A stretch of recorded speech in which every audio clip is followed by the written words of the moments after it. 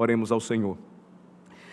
Nosso Deus e Pai que está nos céus, nesta hora, Senhor, em que nos consagra por Tua palavra, nós nos apresentamos ao Senhor mais uma vez através da oração e perante o Teu trono de graça, suplicamos ao Senhor que nos abençoe como igreja, pois nós somos o Teu povo. Que visite, Senhor, a Tua igreja, fortalecendo-a e animando-a em sua caminhada. Nós Te rendemos graças porque o Senhor tem cuidado de nós e dos nossos filhos, e nós temos provado e visto isso. Sabemos que o Senhor é bom e que a sua misericórdia dura para sempre, de geração em geração.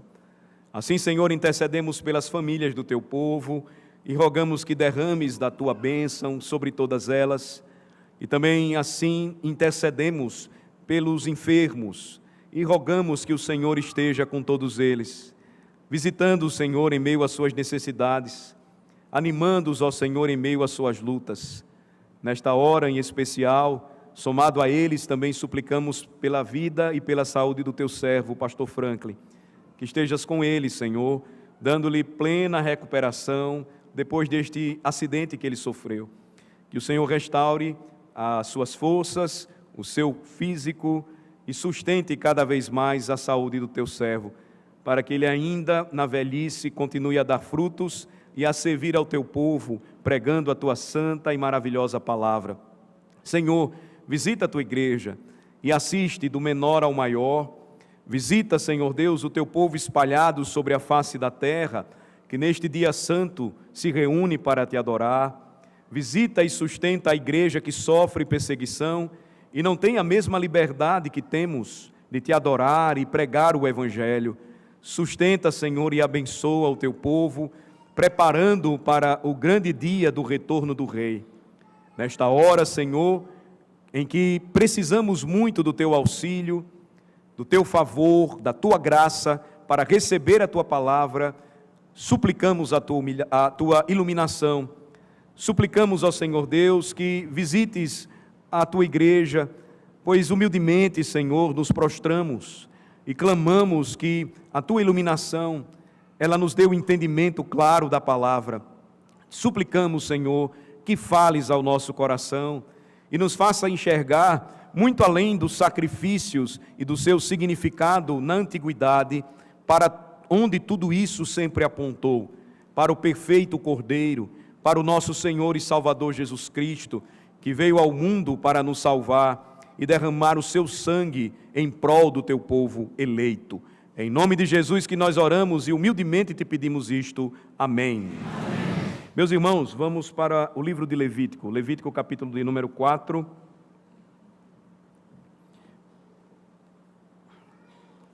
Levítico capítulo de número 4.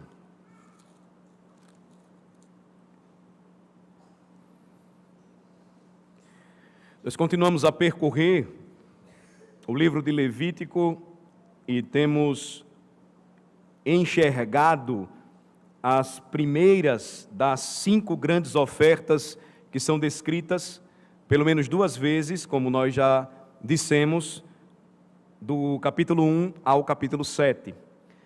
Esta noite nós vamos olhar especificamente para um tipo de oferta que envolvia a purificação do adorador no caso de um pecado não intencional, chamado pecado involuntário. Era um tipo de pecado não arbitrário, onde diversos atenuantes poderiam ser observados quando este pecado era cometido. É interessante quando nós pensamos sobre isso, porque a nossa denominação, a Igreja Presbiteriana do Brasil, ela tem um livro de ordem, vocês sabem. Dentro deste livro de ordem, nós temos a Constituição, os princípios de liturgia da igreja e nós temos um código de disciplina.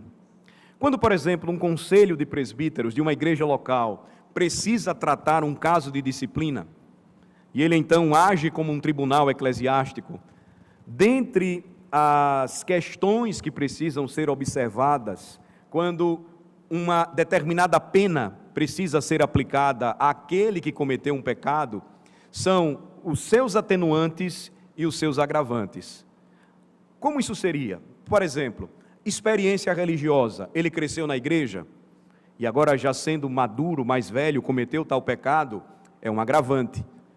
Ele se converteu há um mês e está iniciando a sua carreira cristã e cometeu o mesmo pecado. O atenuante para ele, não o agravante, é que ele não tem o mesmo tempo ou quilometragem na vida cristã daquele que cresceu na igreja. Então, observem que até esses detalhes eles são observados em documentos da igreja que extraem o seu ensino, a sua doutrina, a sua aplicação de passagens como essa, por exemplo. O mesmo Deus que ensina como nós devemos adorá-lo, ele nos mostra o significado daquilo que seria um agravante ou um atenuante, caso cometêssemos determinado pecado. Então, talvez o que nós vamos fazer aqui inicialmente ajude você a entender o que nós vamos começar a ver hoje, a delinear esta passagem a partir do capítulo 4, dando com um pouco de antecedência o que nós vamos enxergar. Eu digo isso porque é uma passagem longa que nós vamos trabalhar hoje, e normalmente o tempo que nós precisamos dedicar para a leitura, ele exige de nós uma maior atenção. Então eu vou fazer hoje de uma forma diferente. Eu vou apresentar as categorias que são diferentes a partir do capítulo 4, porque nós vamos entrar até o versículo 13 do capítulo 5, e assim nós já vamos ter uma visão geral do que nós vamos trabalhar, e depois nós já vamos para o assunto em questão. Então, Levítico 4, primeiro, quando nós olhamos os versículos 11 a 12, nós vamos aprender o seguinte. Eu vou ler primeiro e depois já vou explicar para vocês. Versículos de 1 a 12.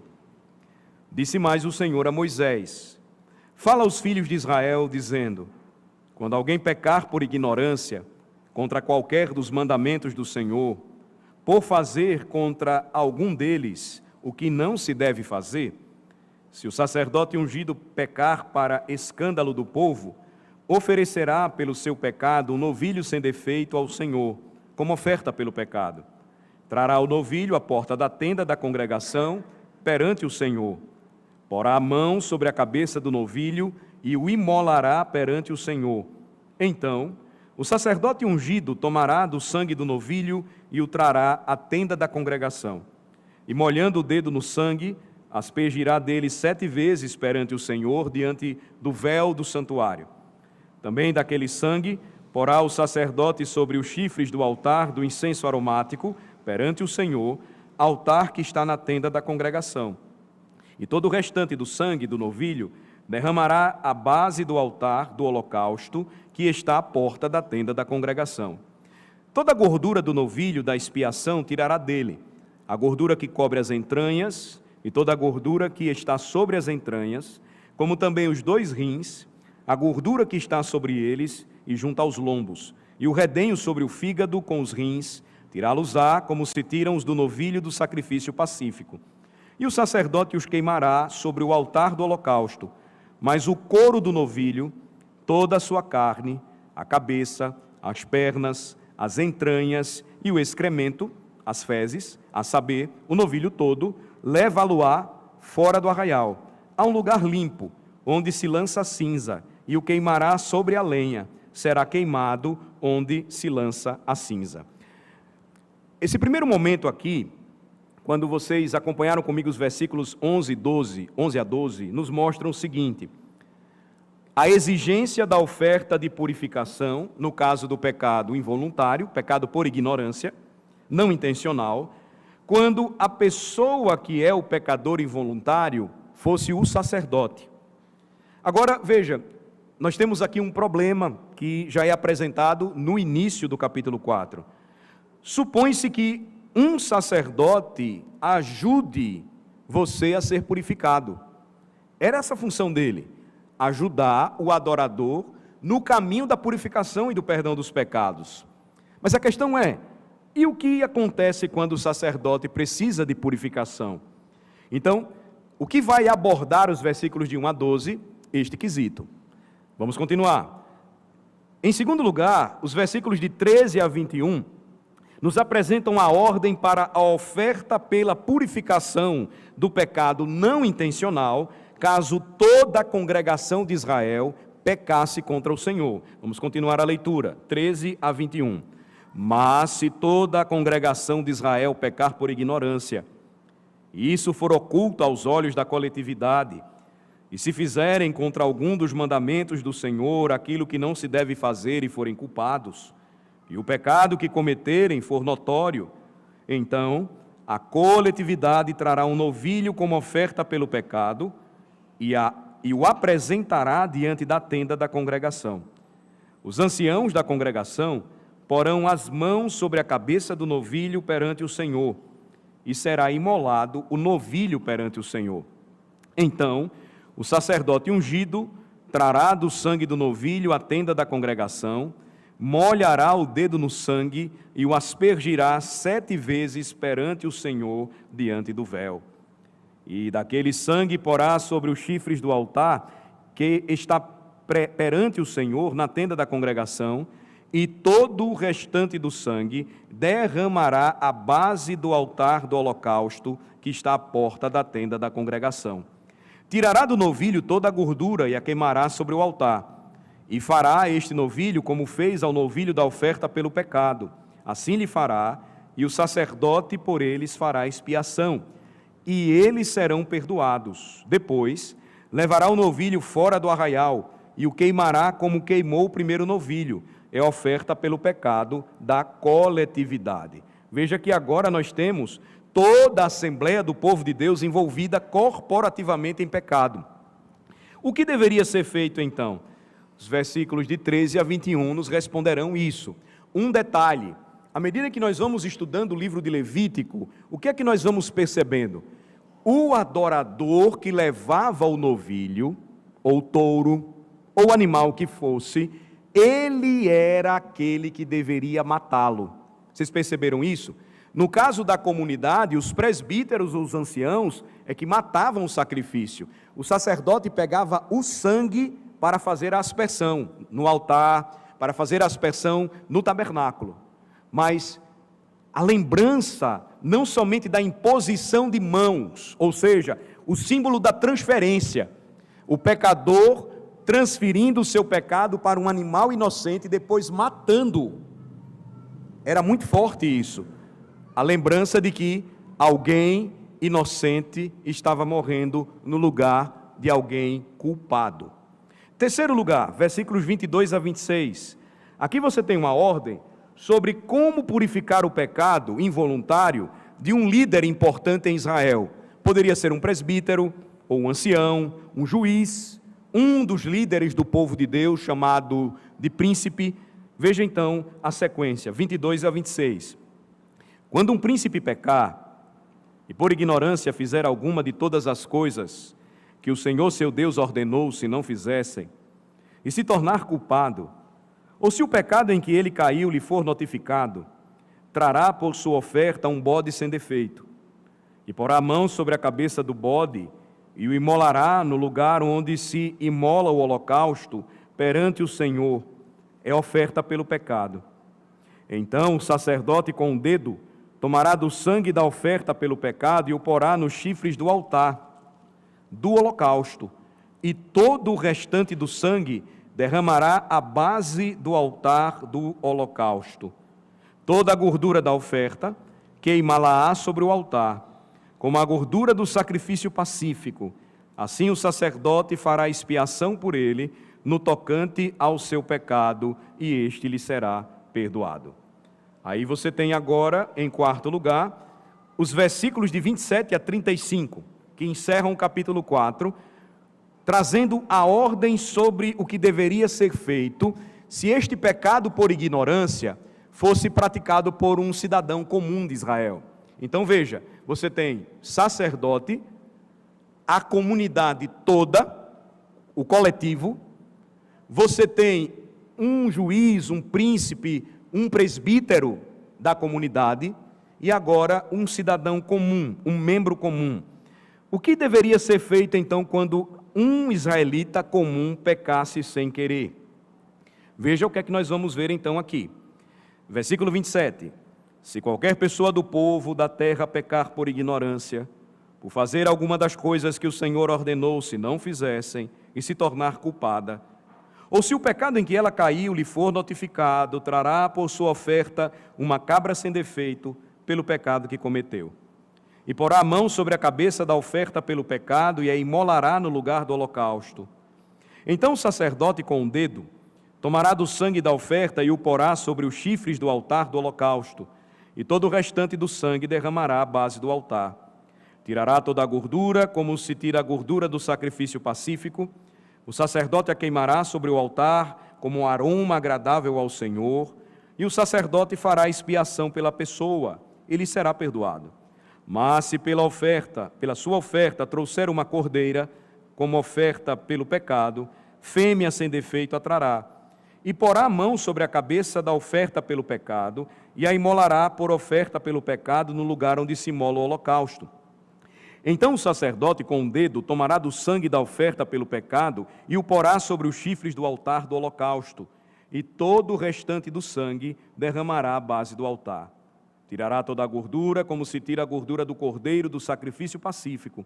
O sacerdote a queimará sobre o altar, em cima das ofertas queimadas do Senhor. Assim o sacerdote, por essa pessoa, fará expiação do seu pecado que cometeu e lhe será perdoado. Aqui nós notamos novamente um destaque no livro de Levítico, irmãos. Várias ofertas diferentes poderiam ser oferecidas pelos israelitas diante da circunstância de terem que apresentar ao Senhor um sacrifício para a purificação de seus pecados involuntários. E por que o Senhor estabeleceu assim? Você vê a diferença? Você tinha o gado, você tinha as ovelhas, você tinha os cabritos, você tem a fêmea que tinha um valor menor que o macho. Por que tudo isso? Porque aquilo que é comum nas sociedades era comum também em Israel. Pessoas diferentes, com níveis econômicos muito diferentes, algumas que podiam oferecer mais, outras que podiam oferecer apenas um pouco menos. E veja que dificilmente desse jeito alguém ficaria de fora. Você sempre teria como pagar. E essa lição que nós já vimos era importante. O pecado tem o seu preço, o pecado tem o seu salário. Romanos 6:23, o salário do pecado é a morte. Alguém precisava morrer no lugar do adorador para que ele não morresse. E aí você tem diferentes níveis de sacrifícios aqui sendo listados. Finalmente, entramos no capítulo 5, versículos de 1 a 13. Aqui temos certas circunstâncias que tornavam alguém impuro. Vou ler para vocês. Quando alguém pecar nisto, tendo ouvido a voz da imprecação, sendo testemunha de um fato, por ter visto ou sabido, e contudo não revelar, levará a sua iniquidade. Ou quando alguém tocar em alguma coisa imunda, seja corpo de besta fera imunda, seja corpo morto de animal imundo, seja corpo morto de réptil imundo, ainda que lhe fosse oculto e tornasse imundo, então será culpado. Ou quando tocar a imundícia de um homem, seja qual for a imundícia com que se faça imundo e lhe for oculto, e o souber depois, será culpado. Ou quando alguém jurar temerariamente com seus lábios fazer mal ou fazer bem, seja o que for que o homem pronuncie temerariamente com juramento e lhe for oculto, e o souber depois, culpado será numa destas coisas. Será, pois, que, sendo culpado numa destas coisas, confessará aquilo que pecou. Como sua oferta pela culpa, pelo pecado que cometeu, trará ele ao Senhor do gado miúdo uma cordeira ou uma cabrita como oferta pelo pecado. Assim o sacerdote por ele fará expiação do seu pecado. Se as suas posses não lhe permitirem trazer uma cordeira, trará ao Senhor como oferta pela culpa, pelo pecado que cometeu, 2 rolas e 2 pombinhos, um como oferta pelo pecado e o outro como holocausto. Entregá-los ao sacerdote, o qual primeiro oferecerá aquele que é como oferta pelo pecado e lhe destroncará com a unha a cabeça, sem separar do pescoço.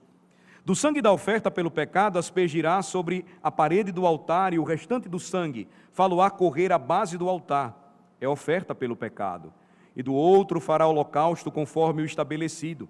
Assim o sacerdote por ele fará oferta pelo pecado que cometeu e lhe será perdoado. Porém, se as suas posses não lhe permitirem trazer 2 rolas ou 2 pombinhos, então aquele que pecou trará por sua oferta a 10ª parte de um éfa de flor de farinha, como oferta pelo pecado. Não lhe deitará azeite, nem lhe porá em cima incenso, pois é oferta pelo pecado. Entregá-la ao sacerdote, e o sacerdote dela tomará um punhado como porção memorial, e a queimará sobre o altar, em cima das ofertas queimadas ao Senhor, é oferta pelo pecado. Assim, o sacerdote por ele fará oferta pelo pecado que cometeu em alguma destas coisas, e lhe será perdoado, o restante será do sacerdote como a oferta de manjares. Veja que uma circunstância aqui, que nos apresenta o capítulo 5, os 13 primeiros versículos, é a de deixar de contar algo que você sabia no contexto de um julgamento que estava sendo realizado perante um juiz em Israel. Você se omitiu, talvez por medo, talvez por vergonha. Mas diferente disso, e ainda assim na mesma lista, você tem aquela ação de tocar em algum animal ou em alguém cerimonialmente impuro, e assim se tornar participante daquela impureza. E estas coisas, irmãos, lembrem-se, impedia o israelita de adorar o Senhor e de experimentar a sua comunhão. Então, o que nós vimos aqui, de uma forma resumida e por partes, foi uma longa lista de circunstâncias que torna uma pessoa impura.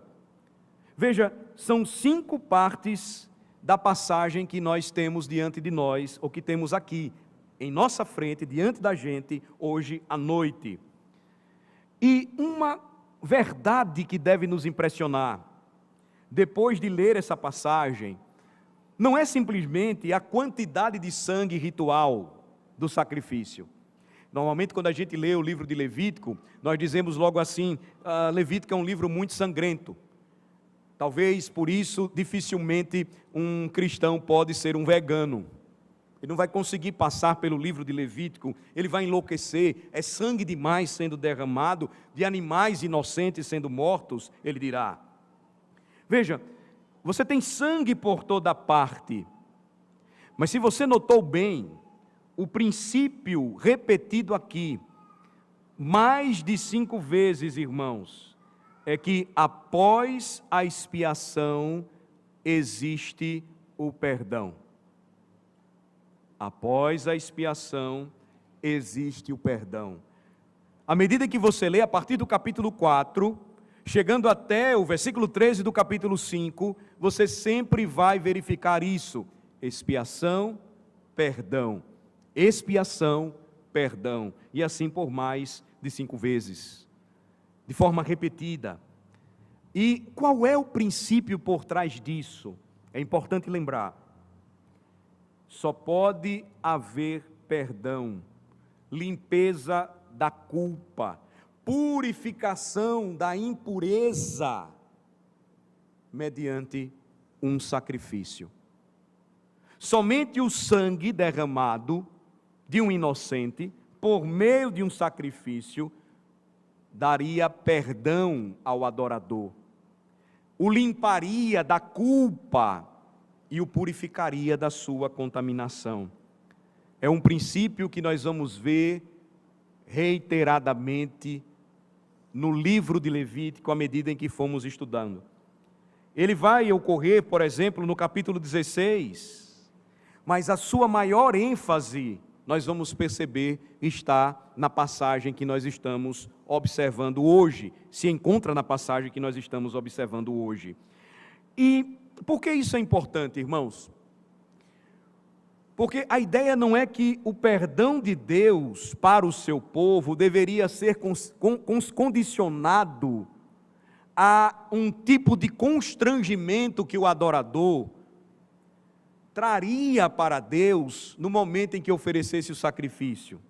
Não é que Deus não estivesse disposto a perdoar o seu povo e, portanto, algum tipo de condicionamento algum tipo de constrangimento deveria ser feito por Israel para que Deus então perdoasse os seus pecados. Não. Deus estava aqui mostrando algo totalmente diferente. Ele não estava aqui dependendo disso, como as culturas pagãs praticavam. Por exemplo, os sacrifícios em Israel, eles funcionavam de uma forma muito diferente dos sacrifícios da terra de Canaã. O sacrifício dos povos pagãos. Nas culturas pagãs, os sacrifícios serviam para constranger as divindades pagãs, para pressioná-las a fazer o que o adorador desejava que elas fizessem. Por exemplo, se eles queriam perdão de pecados, eles apresentavam sacrifício. Se eles desejavam fertilidade sobre a terra ou sobre os homens, eles ofereciam sacrifício. Se eles queriam libertação dos inimigos ou se tornarem mais fortes na guerra, eles ofereciam sacrifícios. Os sacrifícios, então, entre os povos que não conheciam ao Senhor, serviam para condicionar a divindade a quem os sacrifícios estavam sendo dados. Mas nas Escrituras é diferente. Levítico vai nos mostrar que o próprio Deus foi quem designou o sistema de sacrifício por ocasião das diversas necessidades que o povo tinha de perdão dos pecados. Sim, o sacrifício era necessário. Sim, essa é a razão por que o sacrifício repetidamente era apresentado. Na verdade, irmãos, o Senhor designava os sacrifícios para que o povo pudesse se apresentar diante dele, para que o povo não morresse. E esse é um princípio que nós não encontraremos apenas no Antigo Testamento, é importante lembrar. É um princípio que nós vamos encontrar em toda a Bíblia. Marquem Levítico aí, por favor, e vamos para o capítulo 9 da carta aos Hebreus. No Novo Testamento, eu disse a vocês que Hebreus é um manual na Bíblia que nos ajuda a compreender o livro de Levítico. Hebreus capítulo 9.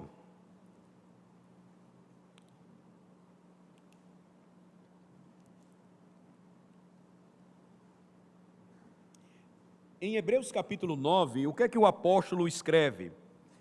O que é que ele diz aos hebreus? E lembrem-se, ele escreve porque esses hebreus que agora haviam crido no Messias, muitos deles estavam sendo tentados a voltar para esse sistema que nós estamos vendo em Levítico, só que este sistema já havia se cumprido em Cristo. Então, ele vai dizer que um princípio do sacrifício ensinado em Levítico, que era a necessidade do perdão, não era apenas um princípio da antiga aliança, mas era um princípio também permanente na nova aliança. Veja, no capítulo 9, a partir do versículo de número 11, o que é que nós lemos? Quando, porém, veio Cristo como sumo sacerdote dos bens já realizados, mediante o maior e mais perfeito tabernáculo, não feito por mãos, quer dizer, não desta criação, não por meio de sangue de bodes e de bezerros, mas pelo seu próprio sangue. Observem, o sangue que nos remete ao sacrifício presente aqui. Entrou no Santo dos Santos, versículo 12, uma vez por todas, tendo obtido eterna redenção. O que acontecia todos os anos em Israel, e as crianças aprenderam mais uma vez hoje comigo na escola dominical, em que Arão entrava uma vez por ano no Santo dos Santos, onde estava a Arca da Aliança, não seria mais necessário, porque o sentido daquilo havia se cumprido em Cristo. Quando Cristo morre na cruz e derrama o seu sangue, de uma vez por todas, ele entra no Santo dos Santos. No tabernáculo significava na presença de Deus. Jesus faz isso e garante então a salvação de seu povo. Versículo 13, portanto, se o sangue de bodes e de touros, e a cinza de uma novilha, aspergidos sobre os contaminados, os santificam, quanto à purificação da carne, muito mais o sangue de Cristo, que pelo Espírito eterno, a si mesmo se ofereceu sem mácula a Deus, purificará a nossa consciência de obras mortas para servirmos ao Deus vivo. Observem, como eu disse a vocês, o mesmo princípio que está lá em Levítico, o autor aos Hebreus vai dizer, está presente na nova aliança. Só que de uma forma nova, vívida e completa, cumprindo-se em Cristo. Versículo 15, por isso mesmo ele é o mediador da nova aliança, a fim de que, intervindo a morte para a remissão das transgressões que havia sobre a primeira aliança, recebam a promessa da eterna herança aqueles que têm sido chamados. Porque onde há testamento é necessário que intervenha a morte do testador, pois um testamento só é confirmado no caso de mortos, visto que de maneira nenhuma tem força de lei enquanto vive o testador. Pelo que nem a primeira aliança foi sancionada sem sangue, porque havendo Moisés proclamado todos os mandamentos, segundo a lei a todo o povo, tomou o sangue dos bezerros e dos bodes, com água e lã tinta de escarlate, e sopo, e aspergiu não só o próprio livro, como também sobre todo o povo, dizendo, este é o sangue da aliança, a qual prescreveu para vós outros. Observem, não há realidade pactual, não há testamento, não há garantia de salvação para o povo de Deus, sem que esse sistema, ele permanecesse em atividade. A verdade é, meus irmãos amados, o sistema antigo caduca, mas o princípio permanece. Porque a atividade era necessária, o sangue era necessário, embora não mais o sangue de animais imperfeitos, mas de uma única vez o perfeito sangue do Cordeiro de Deus que tira o pecado do mundo, Jesus Cristo. Observem o versículo de número 21. Igualmente também aspergiu com sangue o tabernáculo e todos os utensílios do serviço sagrado. E o versículo de número 22 diz, com efeito, quase todas as coisas, segundo a lei, se purificam com sangue, e sem derramamento de sangue não há remissão. Não é o sacrifício que faz com que Deus esteja disposto a perdoar. Os pagãos criam assim com respeito aos sacrifícios que ofereciam para seus falsos deuses. A Bíblia diz o contrário, Deus criou o sacrifício ou o sistema sacrificial que os homens passaram a imitar em rebelião, oferecendo-o de forma errada para falsos deuses. A Bíblia diz, irmãos, que Deus providenciou o sacrifício tanto no Antigo como no Novo Testamento.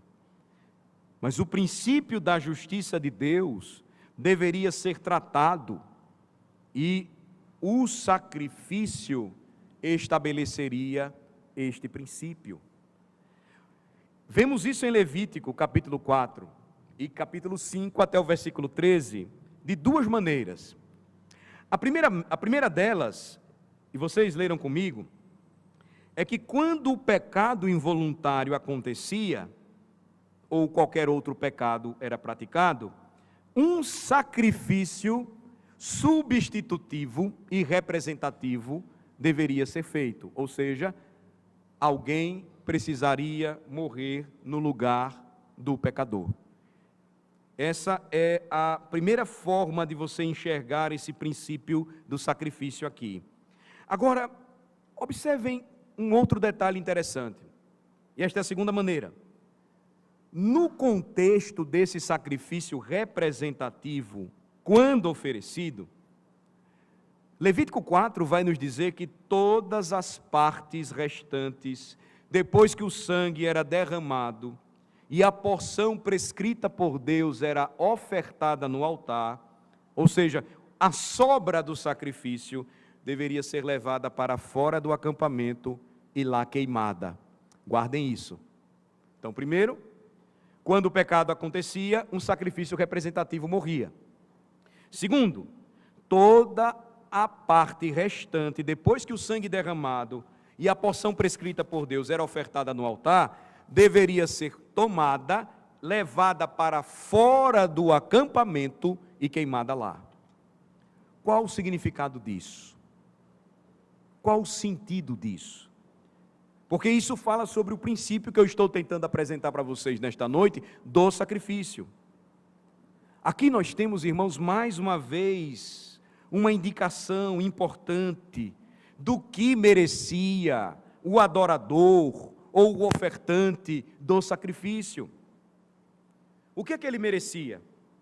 O ofertante do sacrifício, por causa do seu pecado, merecia ser afastado do povo de Deus. Merecia ser levado para fora do acampamento, ser largado lá, abandonado, ser posto de lado, rejeitado. Era o que ele merecia. E assim, tanto na imagem do sacrifício, como na imagem da retirada dos restos da oferta para fora do acampamento, ou seja, a ideia das consequências, as devidas consequências do pecado sobre os pecadores, elas eram literalmente enfatizadas naquele ritual, em cores vivas.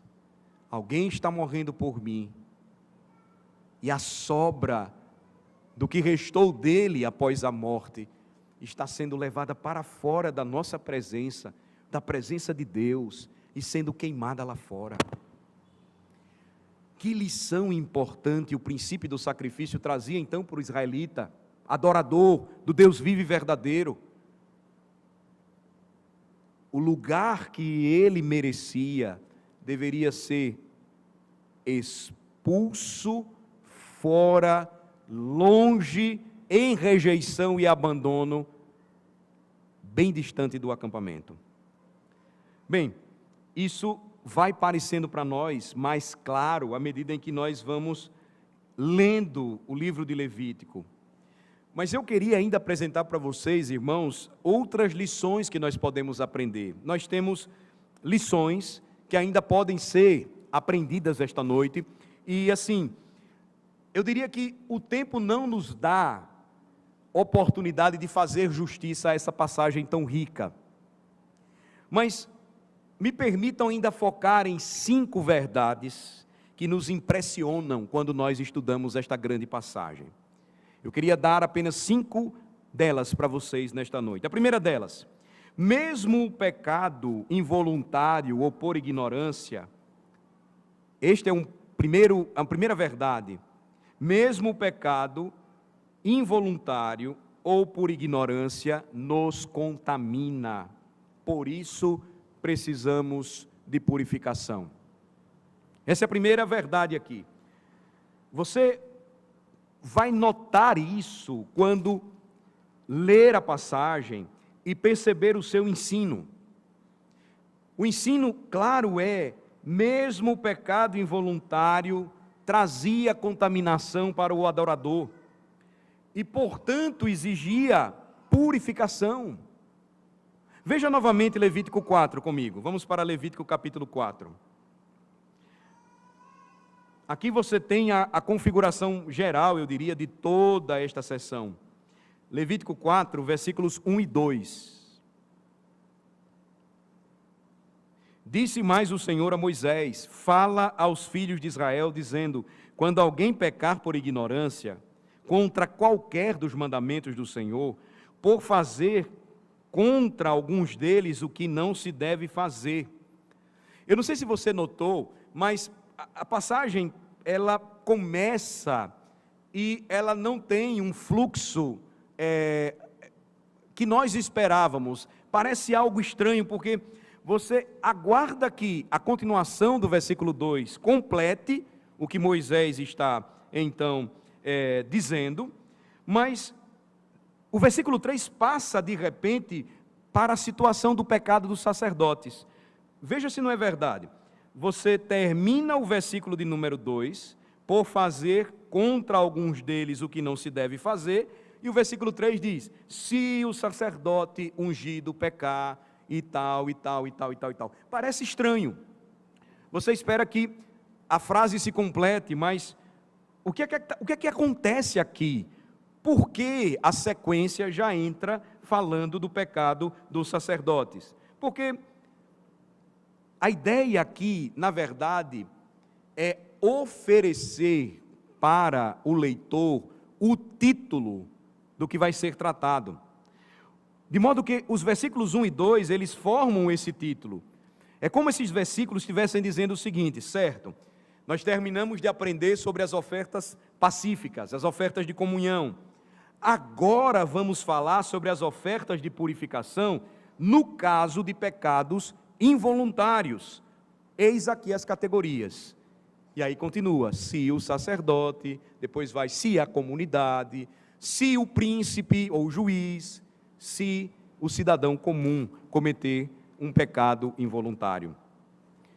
A sequência então vai dar para nós o que nós já lemos. Começa com os sacerdotes ungidos, depois olha para toda a congregação de Israel, depois para os líderes de Israel e depois para os indivíduos, pessoas comuns em meio ao povo. Então, o que temos aqui é uma série de categorias sendo apresentadas que se encontram na situação necessidade de perdão por pecados não intencionais. Então, versículos 1 e 2 nos oferecem um título. Mas observem como isso é impressionante. Por que eu estou dizendo isso? Porque Deus tem toda uma classe de sacrifícios designados no livro de Levítico para tratar de pecados involuntários. Veja que isso é impressionante. E por que impressionante? Porque nossos pecados intencionais, a Bíblia diz, certamente já são suficientes para que nós sejamos condenados por desobedecer a Deus. Mas Deus está mostrando aqui, irmãos, que Ele vê a impureza que é provocada pelo pecado involuntário, e Ele então revela ao seu povo que este tipo de pecado também precisa de purificação, necessita de perdão. Veja que não são pecados premeditados, não são pecados arbitrários. Existem atenuantes para esses pecados, mas ainda assim, Deus diz, eles contaminam o povo de Deus, e por isso precisam de purificação. Irmãos, quantas vezes em nossos relacionamentos, uns com os outros, familiares, amigos, colegas de escola ou faculdade, cônjuges, pais e filhos, nós cometemos pecados assim e nos desculpamos com o que fizemos uns aos outros, dizendo: mas eu não queria fazer isso, não era a minha intenção fazer isso com você. Aí você se depara com Levítico 4 e Deus tem toda uma classe ou categorias de sacrifícios para os mas eu não queria da nossa vida. E sabem por quê? Porque eles também nos contaminam. Por isso que, ainda que você venha dominicalmente, manhã e noite, e nas liturgias, você precise passar pelo momento em que os seus pecados precisam ser confessados, nunca esqueça que até mesmo aqueles que estão na categoria, mas eu não queria fazer isso, mas eu não fiz por mal, mas não foi a minha intenção, Deus também os enxerga como algo que nos contamina. Nos casamentos, por exemplo, quantas vezes aqueles, mas eu não tive a intenção, se tornam depois sérios problemas no relacionamento, provocando rupturas graves que precisam desesperadamente ser curadas. Mas como começa, eu não queria fazer isso, me perdoe, eu não tive a intenção. algo involuntário, não intencional por vezes. E aqui em Levítico está o Senhor oferecendo toda uma classe de sacrifícios, não por crimes arbitrários e premeditados, mas até mesmo por pecados não intencionais, involuntários. Qual é a lição para a gente, irmãos, nesta primeira verdade aqui que lhes mostro? Todo pecado nos contamina. Esse é o ensino. Todo pecado necessita de limpeza. E por falar nisso, preste atenção a esta linguagem. Não é simplesmente que precisamos de perdão, não é isso que Deus quer nos revelar. É que precisamos de limpeza, pureza. Fomos impuros pelo pecado. E o Senhor então diz: esse pecado precisa ser purificado. Você já pensou em como a carta aos Hebreus fala a respeito do efeito do sangue derramado por Jesus em seu favor? Às vezes você pensa que o sangue que Jesus derramou por seu povo teve apenas o objetivo de conceder ao seu povo perdão e salvação, mas vai além disso. Voltem para Hebreus e vamos para o capítulo 13 agora. Vamos usar o manual novamente na Bíblia para entender Levítico. Hebreus 13.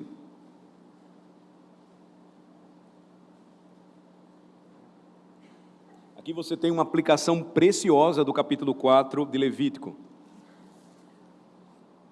Hebreus 13, versículos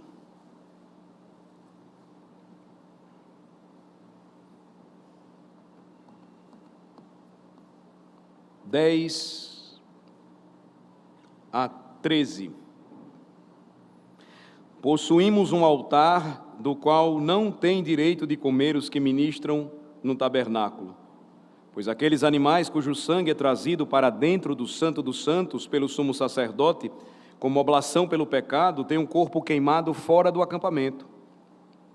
Por isso foi que também Jesus, para santificar o povo pelo seu próprio sangue, sofreu fora da porta.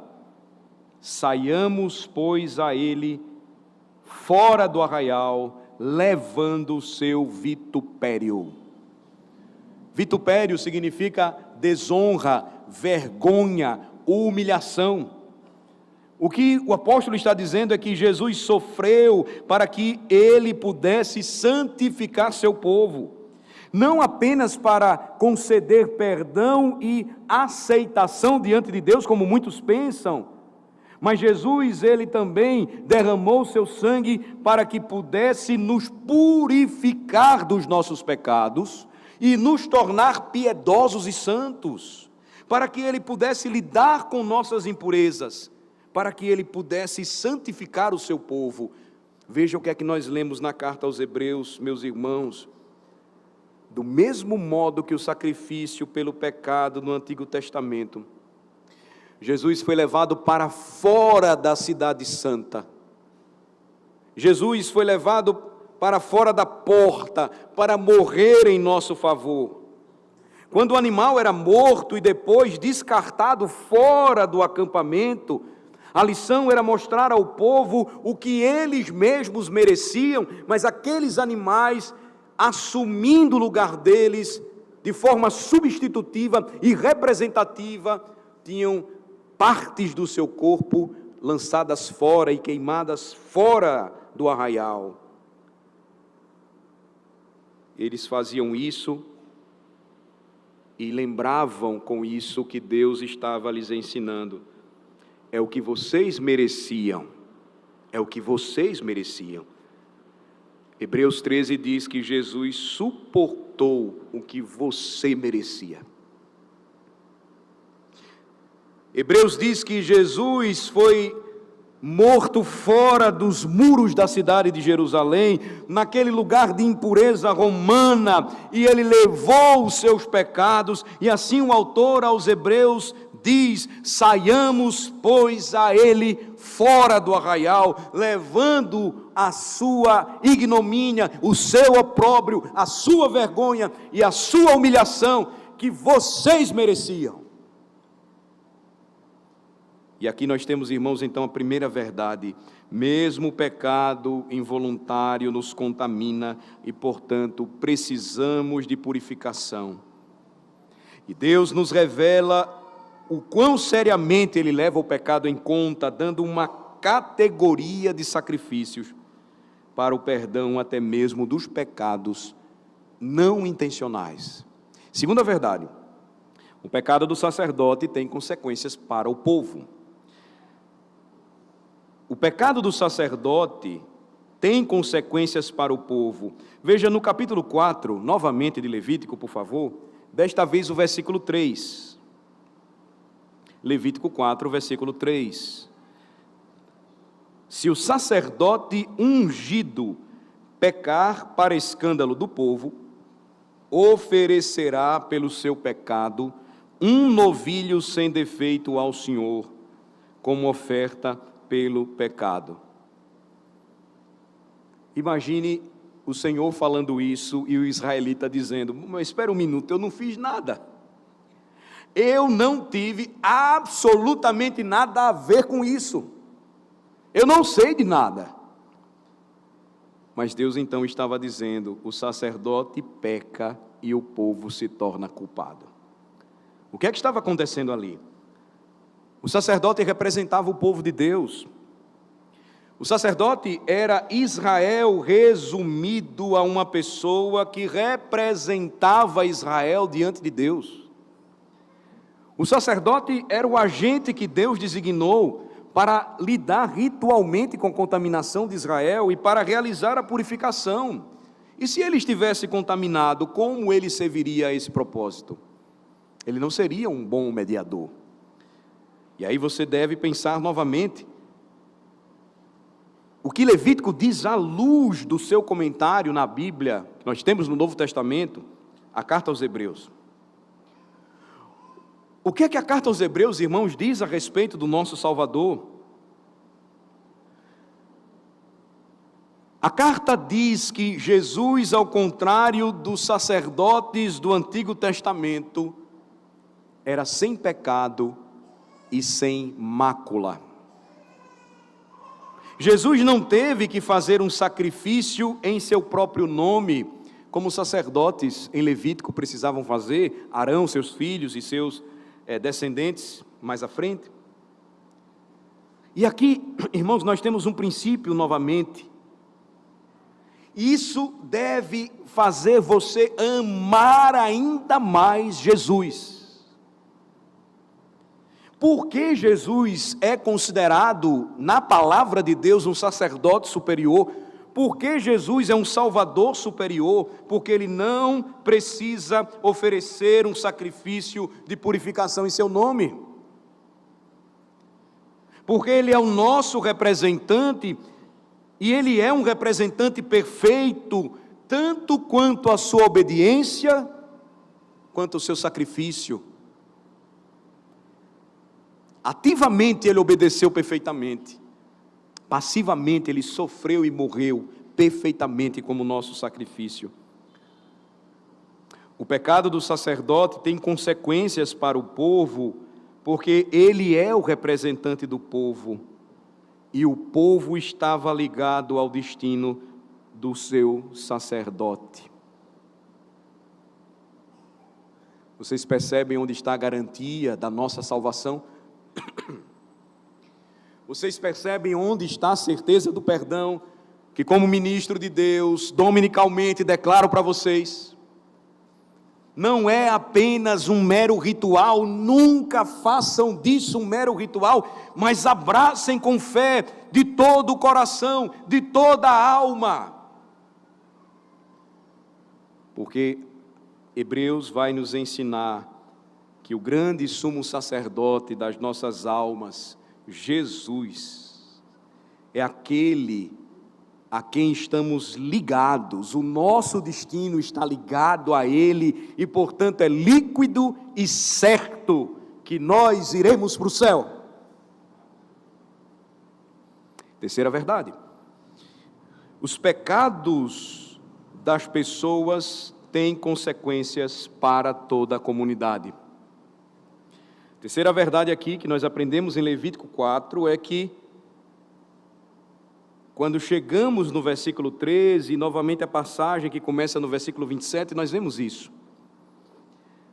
O pecado do povo tem consequências para toda a comunidade, porque há toda uma classe de sacrifícios a serem oferecidos quando toda a congregação de Israel cometia pecados. Mas, novamente, uma classe de ofertas quando apenas alguns ou apenas uma pessoa cometia pecado em Israel, não fazendo as coisas que Deus ordenou que fossem feitas. Qual o princípio aqui, irmãos? E ele também deve ser observado por nós ainda hoje. Existem consequências corporativas para os pecados de todos em Israel. Você lembra da história de Acã, nos dias de Josué? Um homem fez com que todo o povo caísse em desgraça. Um homem. Eles tinham acabado de vencer uma cidade com muralhas intransponíveis, apenas cantando. Adoração é guerra. E Deus diz: me adorem, cantem diante dos muros, arrodeiem os muros, e os muros caem. Apenas com o povo de Deus cantando a Ele, ou para Ele. Deus diz: não levem nada. Nesta cidade vocês devem destruir tudo. Acã gostou de algumas coisas. Escondido ele levou para a sua tenda, debaixo da sua barraca ele as escondeu. O povo sai para outra guerra, vai lutar contra uma nação bem menor, mais fraca, a vitória era ganha. Era a seleção brasileira contra o pior time que você já conheceu no mundo. Embora essa comparação até não está funcionando tanto, que a seleção brasileira está muito ruim, mas vamos ainda manter a esperança. Eles saem, eles vão lutar contra uma cidade chamada Ai, e eles perdem de forma vergonhosa, eles voltam apavorados. Moisés então entra em clamor, veste pano de saco, ele quer entender o que aconteceu. O Senhor fala a Moisés: tem pecado no acampamento. Um homem, uma família, consequências para todo Israel. À luz, irmãos, do que ensina a palavra de Deus, a pergunta que, sinceramente, nós precisamos responder nesta noite é a seguinte: você se considera responsável por seu irmão nesta congregação? Vocês se consideram responsáveis uns pelos outros nesta congregação? Vocês percebem que não se pode simplesmente viver a vida como se quer ou como se deseja? Se fazemos parte desta congregação local, tudo o que fizermos trará um impacto sobre todos. É isso que acontece. Um homem, uma família, consequências para todo Israel. Portanto, há toda uma classe de sacrifícios a serem oferecidos neste caso, porque o pecado de cada membro de Israel impactava cada membro de Israel. E esse princípio também é aplicado no Novo Testamento. A Bíblia diz: somos responsáveis uns pelos outros. Precisamos do compromisso uns dos outros com santidade e somos corporativamente responsáveis uns pelos outros. Você não deve fazer parte de uma congregação local se você não tem essa consciência. Quarta verdade: tocar em algo impuro ou guardar evidências disto, escondê-las, tornava a pessoa culpada e contaminada. Veja aqui nos versículos de 1 a 13, do capítulo 5, nós lemos sobre isso. E aí, isso nos remete a uma história interessante. Lucas capítulo 10, versículo 25 em diante. Vamos para lá, por favor. Lucas capítulo 10, versículo 25 em diante. Vocês vão lembrar a passagem narrada por Jesus o episódio do bom samaritano.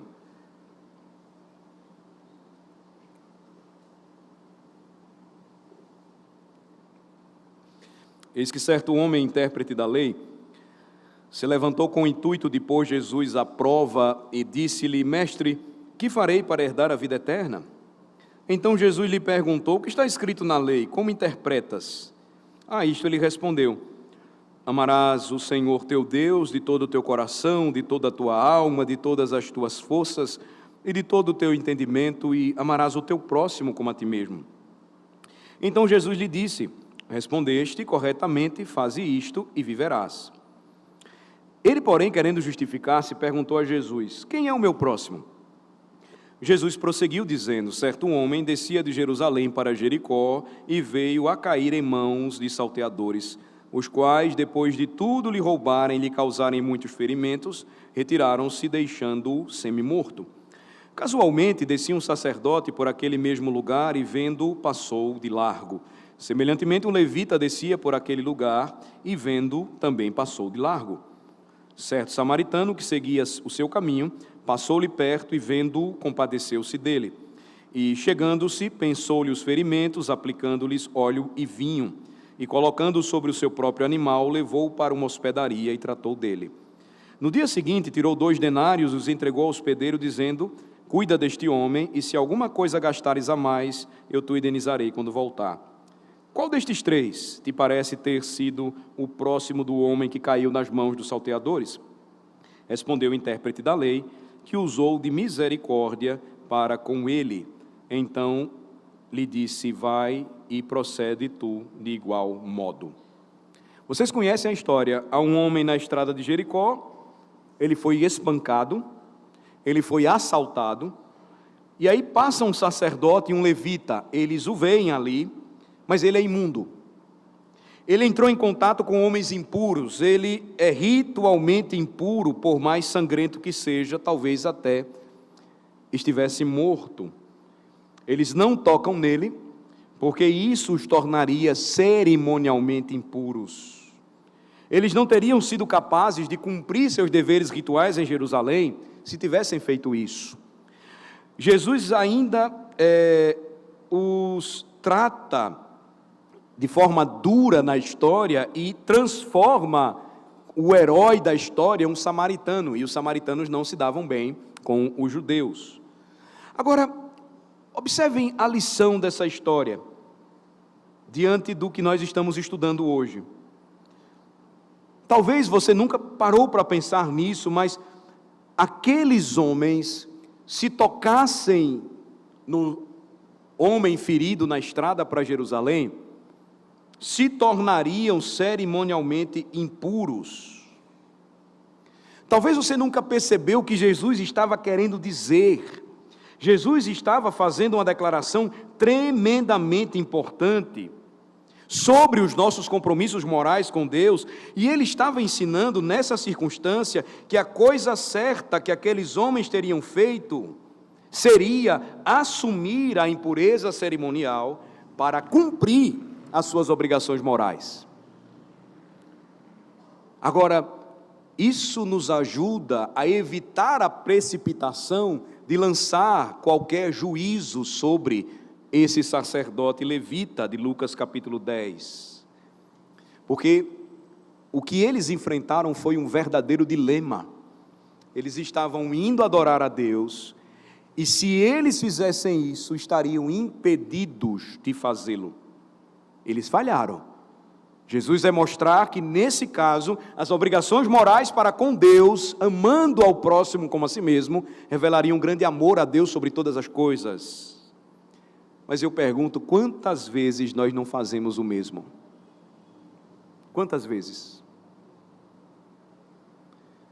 Tem história até esquisita demais, de homens que se casam e na noite de núpcias eles foram para a igreja e deixaram a noiva lá.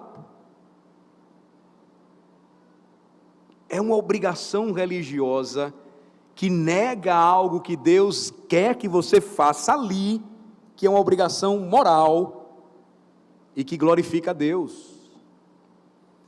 Quantas vezes você precisa dar assistência a quem muito precisa, e você diz, não, eu não posso deixar de ir à igreja.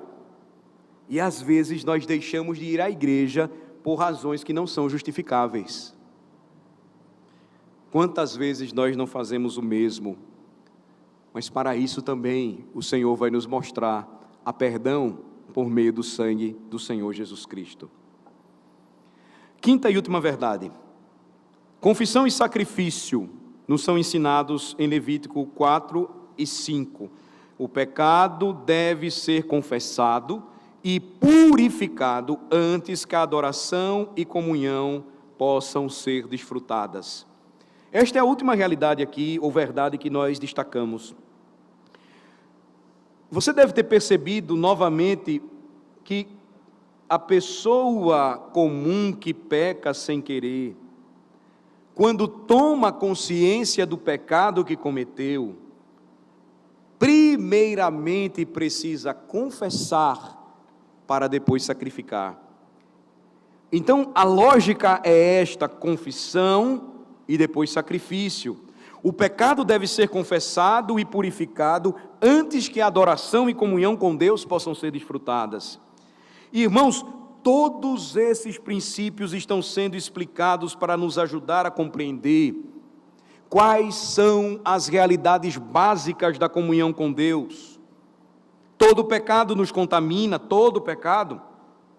Cada detalhe disso precisa ser resolvido diante de Deus. Seu sacerdote, seu representante, sua vida, seu comportamento, seu caráter influenciam você. Na comunidade do pacto, todos somos responsáveis uns pelos outros, e a sua vida, o seu comportamento, as suas ações e as suas escolhas têm um efeito corporativo.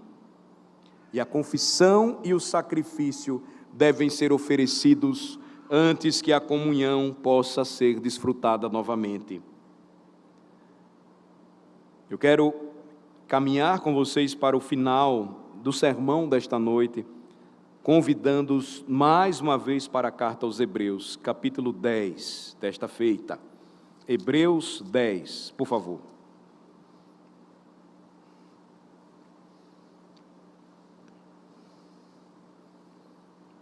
Versículos 1 a 4, inicialmente.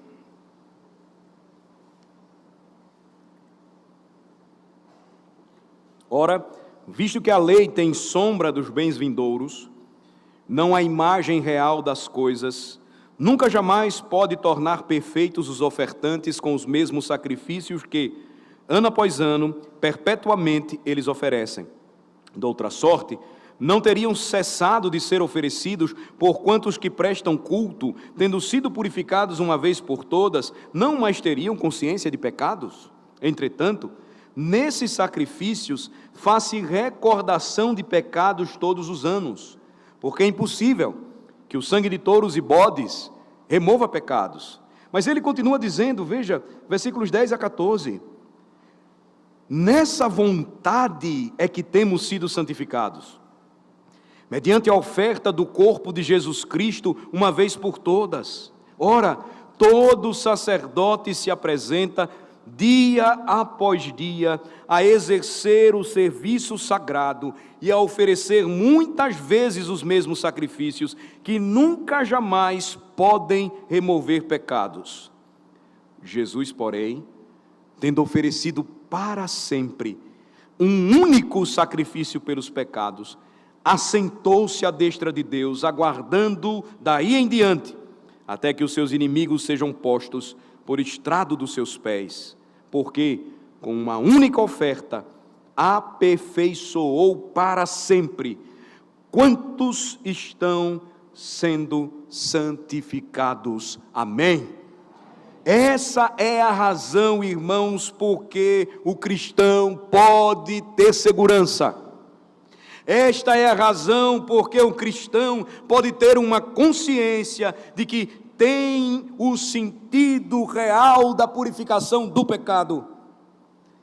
É por isso que o cristão, em meio aos seus piores pecados, pode ir com confiança até o supremo sacerdote Jesus e ter a certeza de que nele pode confiar, de que será perdoado por Ele, de que terá o seu corpo, a sua alma purificados, e de que será sempre aceito na presença de Deus, porque uma única oferta aperfeiçoou para sempre quantos estão sendo santificados.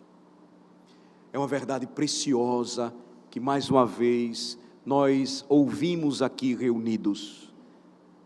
Classes diferentes, funções diferentes, pecados praticados e diversos em nosso meio, mas nós temos um único Salvador, um único e perfeito sumo sacerdote, o mesmo que nos conduz pelo único caminho, que nos oferece grande, real e verdadeira purificação,